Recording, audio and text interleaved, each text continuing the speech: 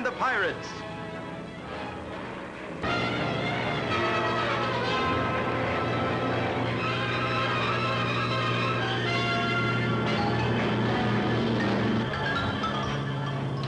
Hey, Terry.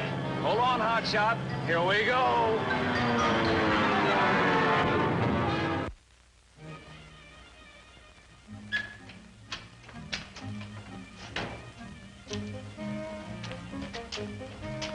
What gives with you guys? Plane's been ready to take off for 15 minutes. I loaded cargo myself.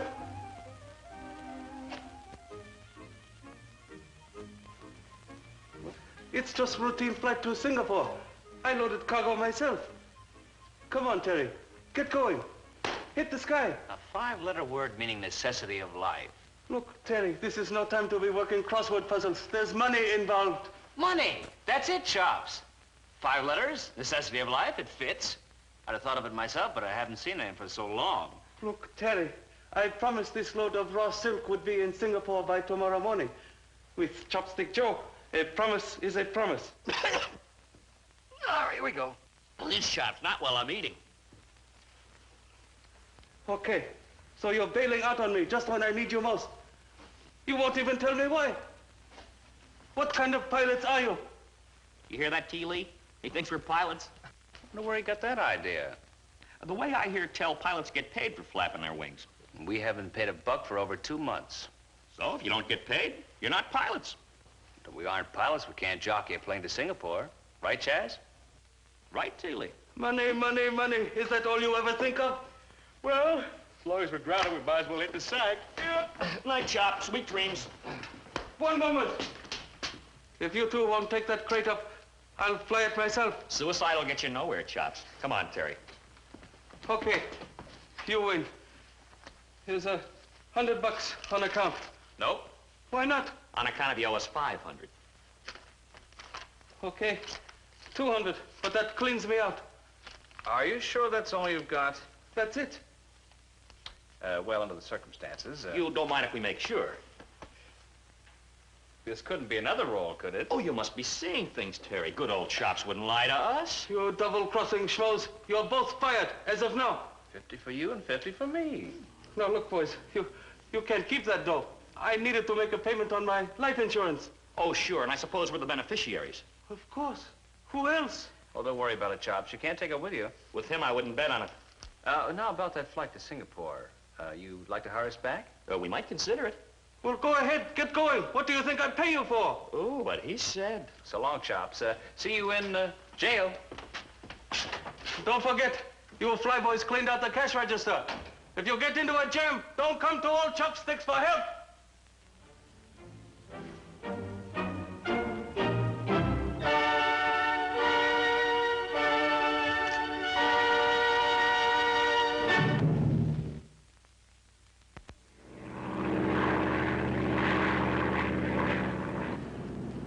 Where Chops got the bankroll. Now, look, chum, let's not start figuring. This was to be a nice, dull trip, remember? For once, let's just get where we're going and back again.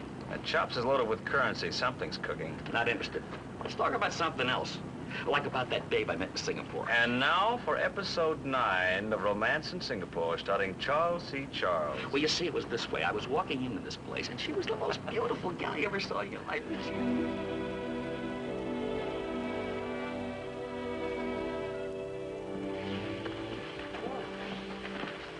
Greetings and salutations, Dragon Lady. Too long since you've honored Air Cathay with your illustrious presence. I have no time for gallantry. Okay, DL, you name the tune, I'll play it. The flight to Singapore carried no passengers? No passengers. You are not lying to me, Chopstick. Now, DL, I ask you, would I do a thing like that to you? Don't answer. You are sure Burma was not a passenger on the plane? Burma? Of course not. What do you want her for? She stumbled onto some valuable information. She must not get it to Singapore. My men traced her here. I haven't seen hide nor hair of her. I can take no chances. Does the plane go directly to Singapore? A couple of stops for freight pickups. Why? Get me a plane and a pilot immediately. I must get to Singapore before they arrive. Air Cathay stands ready to perform emergency service for its clients. At special rates, of course. Get me a plane immediately. You'll take off within 5 minutes. Of course, you understand, I know. Special rates.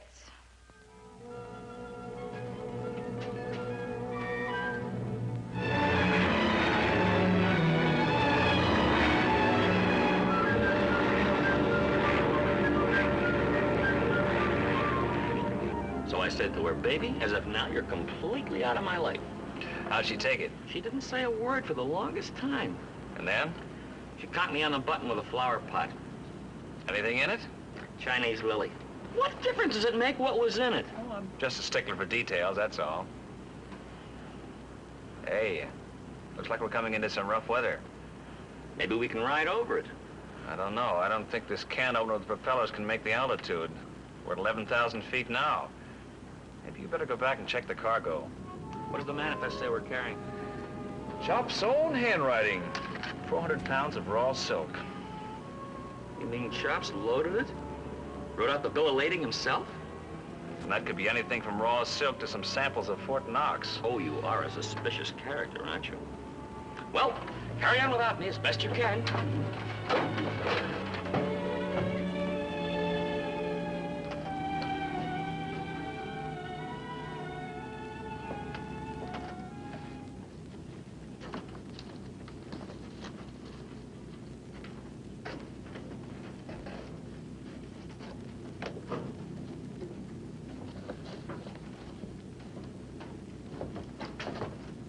I'll be a second lieutenant. How did you get in here? Come on, Buster, make with some answers. Oh, the quiet type, huh? Come on, Buster, quit dragging your feet. Come on, you're a big boy now. Everything shipshape? Except for an extra sailor. Meet Buster. Hey, where'd he come from? Behind a crate of silk? Stowaway, huh? Who knows? He's the strong, silent type. Maybe he doesn't understand English. I think so. He looks American to me. Well, guess there's nothing to do but call the field. Dump him off. Air Cathay. Flight lead Air Cathay. Flight lead Air Cathay. Come in, Chops. Air Cathay to a flight lead. What's cooking? We're coming back in for a landing. What's the matter with you guys? Can't you fly a plane anymore? We found some extra cargo aboard. Someone left a little bundle on the doorstep. What are you talking about? You're not making sense. Keep this plane in the air.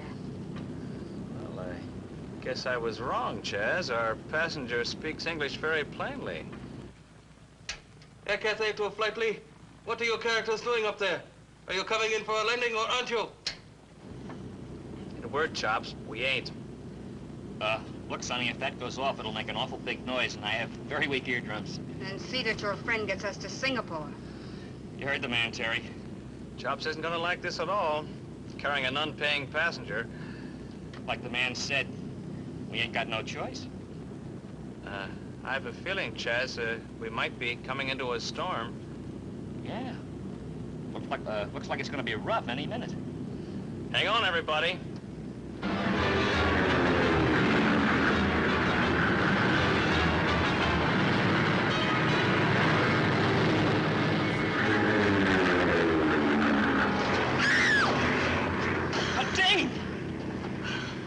Burma! Where did you come from? Well, of all, I better get on the radio and get Chops. Wait a minute, Terry.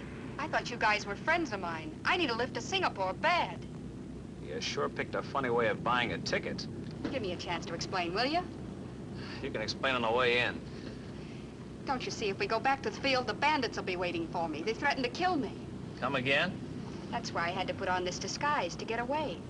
Burma, baby, you've been working too hard. You need a nice, long, quiet rest. Look, boys, it's very simple. I'm on an assignment. Huh? For Affiliated News Service. I met Mr. Trenton, the head of the Singapore office, last week and talked him into giving me a crack at a job. You mean as a reporter? Sure. Girl can't live on her tonsils forever. I gotta consider my future. Well, go on. Well, this Mr. Trenton put me on probation.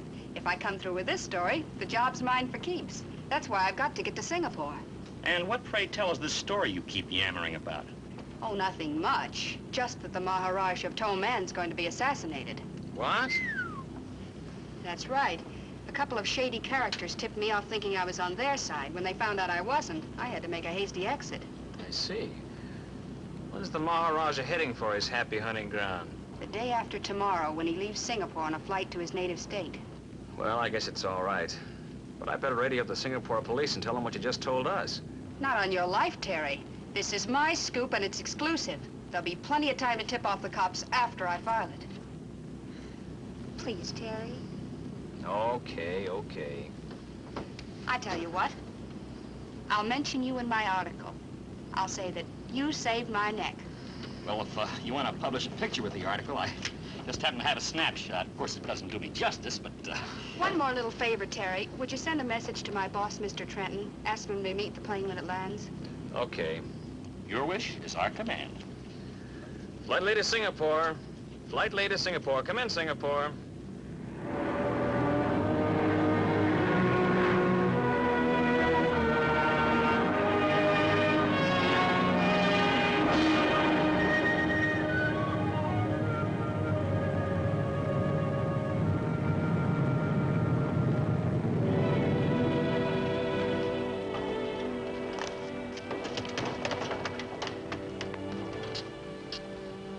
Wonder what's happened to Mr. Trenton? Want to give you a lift? No, you go on ahead. I'd better wait here. How about joining forces with the Jaguar Cafe tonight, Burma? Cut up a couple of rice cakes. Why not? What time, Terry? Who said anything about him? 7 o'clock okay with you? Fine. Miss Burma, Why, yes. Mr. Trenton has asked me to drive you to his office. The car's parked at the side of the field. Fine. Well, so long, boys. Thanks for the buggy ride. See you later. Okay. Why don't you give a guy a break once in a while, Captain Lee? You know, if you weren't always hanging around, you'd get to know me for the fine, upstanding lad I really am. Don't take it so hard, Junior. Maybe she'll bring a friend along with her.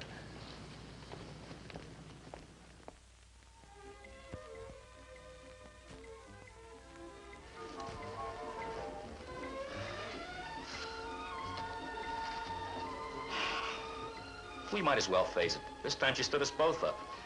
She doesn't like Burma. All I can say is if you hadn't barged in on my date... Oh, sure. You know, it's my opinion a little reconnaissance is on the schedule. Maybe we can pick up a couple of better targets. As a matter of fact, the last time I was in Singapore, I spotted a couple of dubs at the Sampan Club. At least it's worth a try. Hey, let your wheels down a minute. Huh? Give a gander there over at the bar.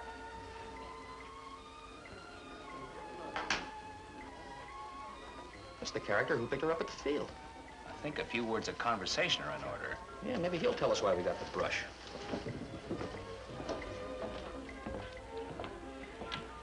I beg your pardon.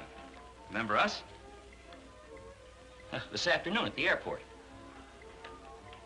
You have wrong fellow. Hey, now wait a minute. Don't you work for Mr. Trenton, affiliated news service? Not know any, Mr. Trenton. You make mistake. Something rotten in the state of Singapore. Hey, wait a minute. We want to talk to you, pal. I tell you before, you make big mistake. All we want to know is what happened to Burma.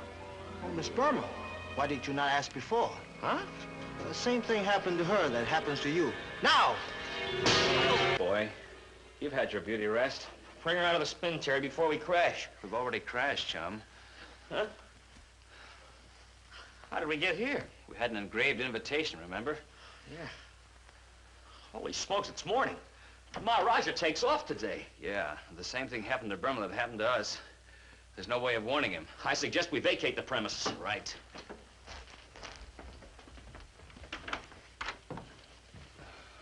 Nice to see you again, Golden One. Sorry I can't say the same for myself, Dragon Lady. I thought you would be more comfortable in here. Come, Mr. Lee. Sit over here beside me. No thanks, D.O. Suppose you give us the facts of life. Where's Burma? Why are you so concerned about her? Just tell me where she is. She is occupying another room. If I had known of your deep interest in her, I would have made other arrangements. Like having her boiled in oil. How long do you expect to keep us here? Only until the Maharaja's plane departs at 4 o'clock. You surprised me, D.L. I know you had a hand in a lot of rotten deals, but I thought political assassinations were a little out of your line. Believe me, Golden One, The assassination is not part of my concern. My only task is to see that you and your friends do not reach the police. For that, I am being well paid. I'll bet. Suppose I told you they're giving the Maharaja a fighter escort. I would not believe you.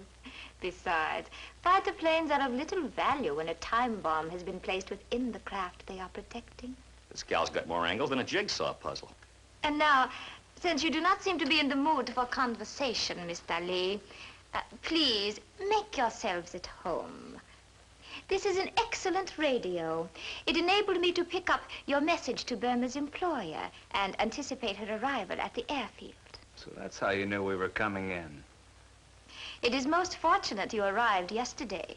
The Maharaja's plane developed engine trouble, and arrangements have been made to rent your craft. Huh?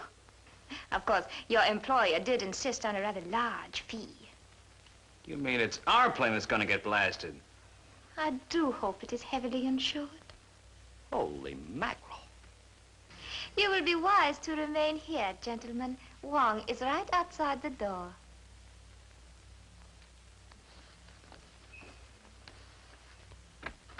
Looks like it's gonna be a cold winter. We've got 6 hours to get word to the Maharaja. 6 hours, 6 days. What's the difference? You saw Long out there. There must be a way. The radio. Well, you can't send a message over a receiver, chum. No, but she'd be foxy enough to have a transmitter around here, too. Yeah, and foxy enough not to let us near it. Well, at least it's worth a look. You take a look in there, I'll shake down this room.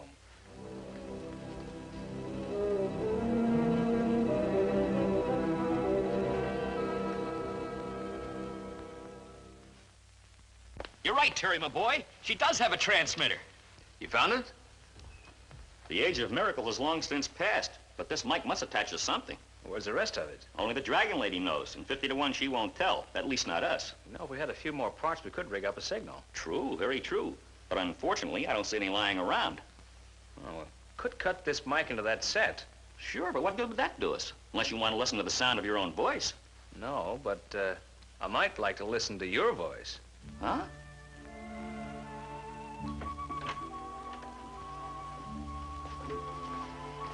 Wong said you wish to see me, Mr. Lee. That's right, DL. It appears apologies are in order. Oh?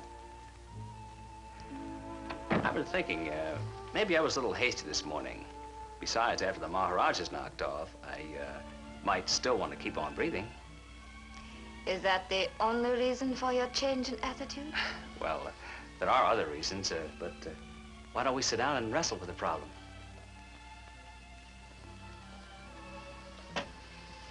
Well, Mr. Lee? Do you think we get rid of the audience? I am certain Mr. Charles will not mind waiting in the other room until we finish our discussion. Oh, I don't know. I might contribute a few ideas. Go on, lad. Get moving. And shut the door behind you. Okay. About the Maharaja, maybe you're making a mistake. I did not come here to discuss my business affairs, Mr. Lee. I was just thinking of your interest. He might be worth more to you alive than dead. I do not think my employers would approve of a double cross. Besides, it is much too late for a change in procedure now. Why? It's only 2 o'clock. The takeoff isn't until 4. My clients believe in careful preparation. An agent has been at the airfield since early morning. Shall we change the subject? How about some music? Anything you wish.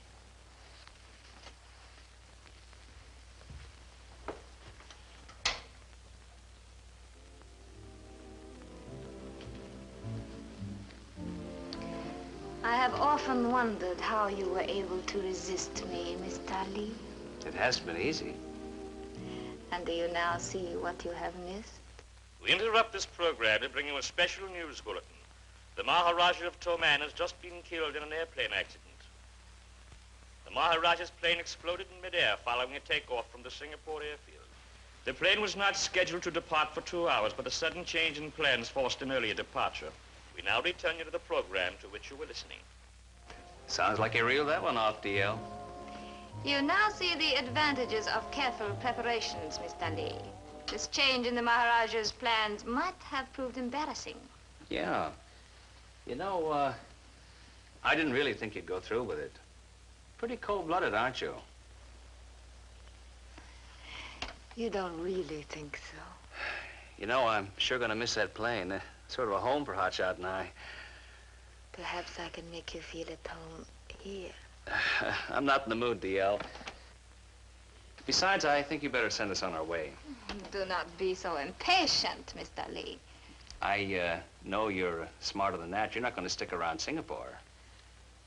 Perhaps you are right. Wong! Our guests are going to leave us now. You will please escort them into the country. I advise you to cooperate with Wong in every way. I do not want to lose your friendship. Don't give it a second thought, DL.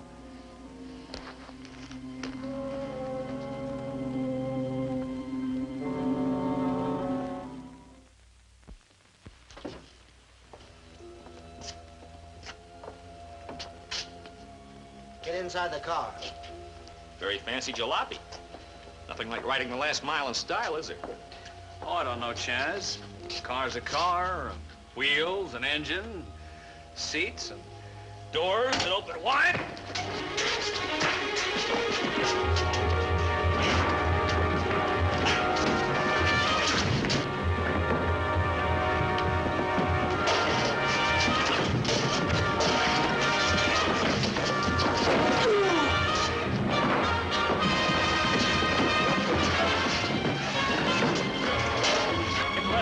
We're due back at the airport. The airport? Sure, we gotta warn the Maharaja. But I thought he was already dead. We'll explain it to you on the way.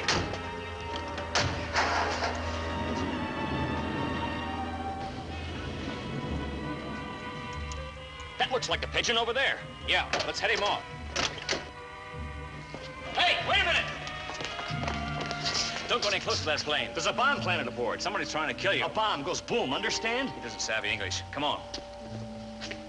Really, these American chaps, they never give one an opportunity to answer. You be the hero, Terry. Leave me out of it. I'm too young to die. There's nothing to worry about. They timed the blast for after the takeoff. Let's get through this luggage. Demolition experts, yeah.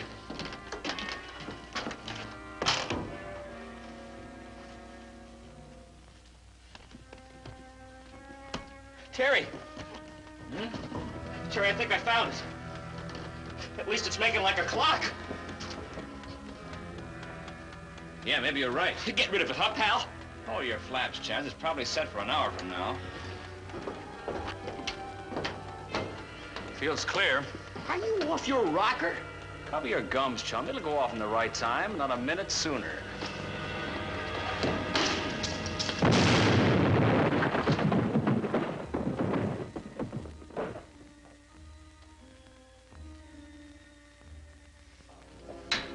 Like the Jaguars had a change in bartenders. Can't imagine why.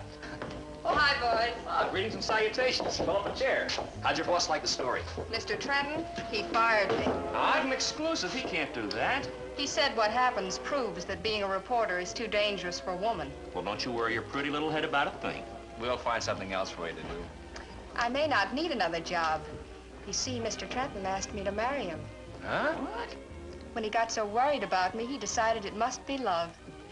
What do you think, Terry? Shall I accept? Well, that depends on whether you... Oh, Terry, I knew you wouldn't let me do it. That's exactly what I said to Mr. Trenton. I said that I'm practically engaged already. Well, congratulations, old man. Huh? What? Hey, no, wait a minute. I just happen to remember Chopstick's expecting us back tonight. Come on, Chaz, we better gas up the plane. See you around, Burma.